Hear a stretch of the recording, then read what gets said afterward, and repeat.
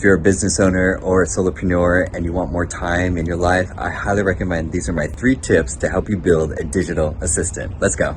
Tip number 1, all you need are 3 apps. First one is going to be Hey Siri or Siri on your phone. Second one is going to be ClickUp. And third one is going to be Google Calendar. And guess what? They're all free.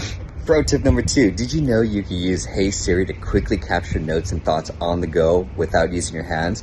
You can use Hey Siri to quickly put notes in your reminders. You can use Hey Siri to quickly put new tasks in ClickUp. And you can use Hey Siri to add new events or appointments to your calendar.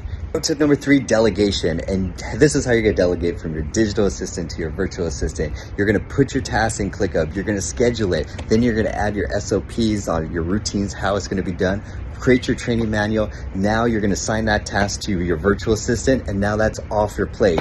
That's how you go from digital assistant from your brain to your virtual assistant, and that's how you become more powerful as a solopreneur.